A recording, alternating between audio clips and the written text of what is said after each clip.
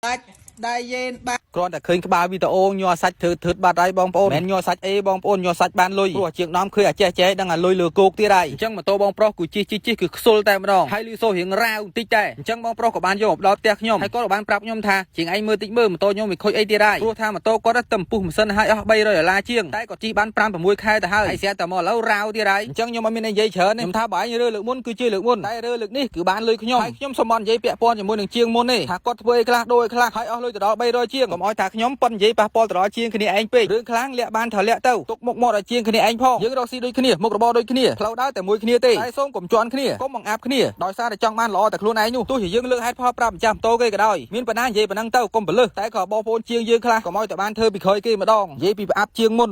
ចេះជាងមុនចោះធ្វើមិនកើតដាក់គ្រឿងមិនល្អដាក់គ្រឿងលោដាក់គ្រឿងអន់បើខ្លួនយើងគិតតែល្អមែនណាបាច់ដើរនិយាយចឹងទេគឺយើងខំប្រឹងធ្វើតែខ្លួនឯងឲ្យល្អទៅដាក់គ្រឿងណាល្អឲ្យប្រើបានយូរគង់តែគេមករកជើងទៀតទេមិនមែនដោយសារនិយាយបខូចជាងគ្នាឯងហើយគេមកធ្វើកន្លែងយើងនោះទេអញ្ចឹងមកនិយាយពីបងប្រុសម្ចាស់ម៉ូតូវិញបងប្រុសម្ចាស់ម៉ូតូគាត់ថាជាងដល់ឯងធ្វើប៉ុណ្ណឹងអស់លុយប្រមាណហើយខ្ញុំក៏បានប្រាប់គាត់ថាចាំមើលខ្ញុំដោះសិនបងថាតើម៉ូតូនោះវាខូចអីខ្លះវាអស់អីខ្លះតើបងដាក់បោះស៊ីនឬក៏ដាក់បោះឡូអញ្ចឹងខ្ញុំក៏បានស្មានឲ្យគាត់ខ្ញុំថាអស់ខ្ទង់$200អីទៅបងដល់ពេលខ្ញុំនិយាយអញ្ចឹងគាត់តម្លាក់មុខឆឹបតែម្ដងគាត់ថាគ្មានលុយធ្វើទេជាងអើយបើតែមិនធ្វើអស់$300ជាងជិះបាន5-6ខែហើយឥឡូវមក$200ជាងទៀតហើយមិនដឹងជាបានប្រហែលខែទៀតនិយាយទៅខ្ញុំអត់មានអីនិយាយជាមួយគាត់តែម្ដងព្រោះថាម៉ូតូនេះវាខូចច្រើនពេកគឺវាដាច់តែយេនបាត់ទៅហើយក៏ត្រូវសៃសេមីឡើងវិញដែរតែខ្ញុំថាសេមីគាត់សៃលែងកើតហើយព្រោះអីវាអស់លេខហើយក៏វាស៊ីព្រេងដែរដោយសារគាត់បានមើលអញ្ចឹងឲ្យធ្វើអស់ប្រេងម៉ាស៊ីនគប់ពេពីស្តុងវាឈានដល់ដំណាក់កាលដាច់ដៃយេហ្នឹងបងប្អូនអញ្ចឹងខ្ញុំមកសាក់សួរគាត់ឥឡូវតើបងគិតអ្ម៉េចគាត់ថាមិនដឹងគិតអ្ម៉េចទេបើគាត់អត់លុយធ្វើអញ្ចឹងនោះហើយខ្ញុំក៏បានប្រាប់គាត់ថាបើសិនជាបងអត់លុយធ្វើទេបងលក់ហ្មងទៅចាំខ្ញុំទិញគឺខ្ញុំឲ្យតម្លៃសមរម្យខ្ញុំយកមកធ្វើជីទុកមកបរៀនកូនចៅ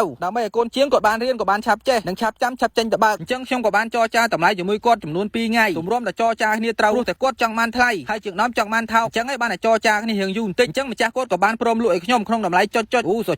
ចុះប្រាប់អាត្រង់ឲ្យថៃខ្ញុំសុំលាក់សិនបងប្អូនក្រែងលូខ្ញុំធ្វើឲ្យទៅវាឆេះស្ងាត់អែមណែនេះទៅខ្ញុំលក់បានថ្លៃអញ្ចឹងទៅគ្រាន់បានលុយចំណេញខ្លះហើយបើលក់ទៅគេឲ្យចំណេញទេក៏ខ្ញុំអត់លក់ដែរគឺខ្ញុំទុកជីទុកធ្វើជើងនិងទុកបរៀនកូនចៅបងរៀនពីប្រព័ន្ធម៉ាស៊ីននិងប្រព័ន្ធភ្លើងតែបើគេឲ្យចំណេញឲ្យលក់ទៅឲ្យចំណេញតែ$100ទៅលក់ព្រោះតែម៉ាស៊ីនម៉ូតូខ្ញុំរើមកស្អាតហើយយកទៅដឹងអាជីយកទៅជីអត់ដូរព្រេចនឹងអាខូចហើយតែខូចចូលជាងទៀតអដែលអញ្ចឹងចុងក្រោយជាងបានលុយអដែលជាងដល់មកលុយដាក់អាជាក់អដែល